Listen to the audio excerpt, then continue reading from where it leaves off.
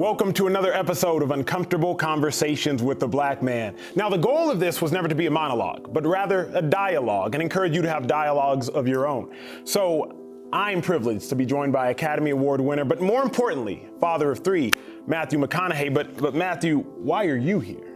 I'll tell you why I'm here, Emmanuel. I'm here to learn, share, listen, understand, here to discuss some common grounds between us, but also expose differences between us. Here to have a conversation, hopefully promote more conversations, and with the end goal being that we take the time we're in now and constructively turn a page in history through some righteous and justifiable change. That is always my goal. Before we get to our own dialogue, I have to address something for y'all, because so many have asked, do I say black people or African American? And the simple and shortest answer is black, because it's not only most accurate, it's also least offensive. Keep in mind, not all black people in America are African. There are Jamaicans, there are Cubans, but also there's some black people that don't identify as African because that heritage got stripped from them during slavery. So just a quick short answer. I know so many of y'all asked that question, but Matthew, let's talk. Well, this is another reason why I'm here. Like your last episode of Uncomfortable Conversations with the Black Man, I watched that and it gave me new context. It gave me some new insight. It made me think of the why, not the how, which I think is a lot of what you're unpacking, and hopefully we can unpack today with the why, individually. And I was telling you, I'm big on values, and I feel them deteriorating across the board. How, someone like me, how can I do better as a human? How can I do better as a man? How can I do better as a white man? That's powerful. You put me on the spot. I'm gonna be honest with you, because that's what we're here for, to have uncomfortable conversations. You have to acknowledge that there's a problem, so that you can take more ownership for the problem. The first step to acknowledging it is sitting in this chair right here across from a black man and being like, okay, I may not be talking about you, Emmanuel Acho, but I may be talking about people who look like you. Individually, you have to acknowledge implicit bias. You have to acknowledge that you'll see a black man, and for whatever reason, you will view them more of a threat than you will a white man. Probably because society told you to. You have to acknowledge that if there are two people with equal resumes, studies show that the person with the white sounding name is twice as likely to get a call back as a person with a black sounding name. You're a very successful man who probably has several people under you. Are you a part of that statistical problem? Are you looking at a resume saying, they sound a little too hood for me? You know, so I think individually, we must each fix the problem, because I believe that individuals, they affect the houses, and the houses, they affect the cities, and the cities affect the states, and the states affect the nation, and the nation affects the continents. Exactly. So individually, you have to acknowledge, maybe I do have a bias, and fix it. Is Black Lives Matter a banner for now? Yes, but is it a banner that is a bridge, do you think, to take us to, when we see Black Lives Matter and we understand that and it's all agreed on, then we can wave the flag of all lives matter, but not until? I think it's not until. For example, right now we are facing the world's greatest pandemic since the Spanish flu. We all know that. Coronavirus, COVID-19.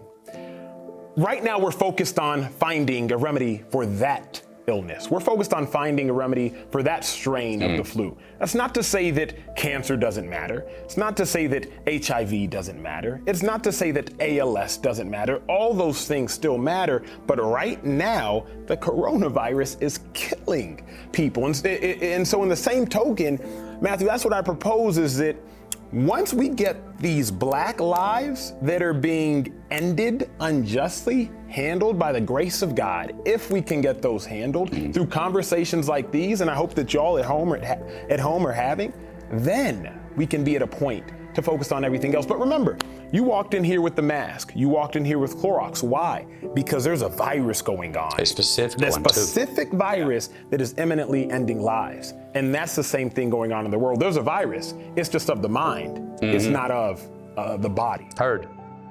Equality. The definition of equality. What equality is and what is equality not. It's been an American issue forever, and we continue to work and grow and evolve and debate what the definition of equality should be. Is there unilateral equality? There's diverse equality. It's a topic that I don't know that we can answer right now, but I'd love to hear your opinion on it. I do not think that there is such a thing as equality in America. The wake of slavery is still hitting African Americans. When you get on a boat, whether you're in Lake Austin here, 10 minutes from here, or anywhere in the ocean, if you get on a boat, there is a wake that follows the boat. And although you might not still be driving the boat, there are African Americans getting smacked by the wake left of slavery. Well, Acho, what is that wake? And that's what we talked about. Systemic injustice, poor school systems, voter suppression. There's a wake. And so that's why things aren't equal. Only because there's still a wake from slavery. Don't feel guilty, just acknowledge. Heard.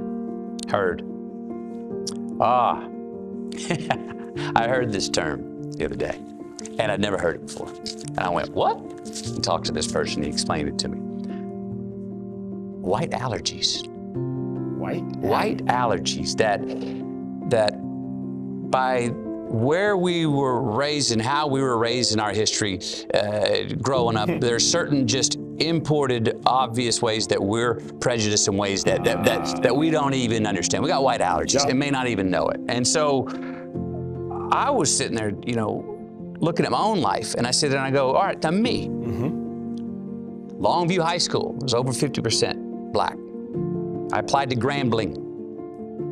I was the first white to ever work at Catfish Station, an all blues, black blues bar on 6th Street. I am married to a non-white immigrant. I have Black friends all through my life and still do. But what prejudices may I have via white allergies that I may not even be aware of? Let me ask you this, actually, since you brought it up before I respond. Has this situation in our world, or my video, brought out any white allergies that you never saw? Did you have any white allergies that were in your blind spots? It exposed ways of looking at things in a way that, maybe I didn't see the other side of the coin. As I started off with some of the context you put things in, even very simple things that are like obvious math of, yes, whites and blacks can all have it hard, but whites have never had it harder because of the color of their skin. That's an obvious thing. Now, I maybe realized that, but never looked at that side of the coin until you brought it up, and I'm like, aha. And so it's a very simple thing. So maybe there's just more that, I would say for me, more that I'm diving deeper into how I'm looking at things and how I'm looking at myself. How I can learn more, see things from your side more, see things from the Black side more, so I can just so I can get a 4-dimensional view here. Because inherently, maybe I had to some extent, I've been living in a way where I didn't quite see all sides as clear as I could have. The greatest white allergy that we see played out as Black people practically, one of the greatest, backhanded compliments. Let me tell you what I mean. I went to an affluent high school in Dallas, Texas, St. Mark's. And when I was a kid, they would all say, Acho, you don't even talk like you're Black. Or, Acho, you're like an Oreo, Black on the outside, white on the inside. Or, you don't even dress like you're Black. I didn't realize how offensive that was at the time. It wasn't until I realized, wait a second, you were assuming that Black people don't sound educated. You were assuming that to be Black, I have to wear a do-rag or a wave cap and be sagging my pants. You are assuming something about Black people, and I contradict that assumption. And as a result, I am not Black. And so I think white allergies play themselves out practically in backhanded compliments. Get this one. You're so pretty for a Black girl. So that's to imply that being Black, I shouldn't be pretty. It's for the Black girl. Yes. For a Black man part that becomes the allergy you don't see. Wait, you just gave me the backhanded indirect compliment. It was good with you're so pretty or you sound so smart. But then you say, for this. I mean, and I think that the reason, McConaughey, that it's a white allergy is because white people don't recognize it. My high school kids, they meant nothing by it. But now all of a sudden it's like, no, that's not a compliment at all. Heard.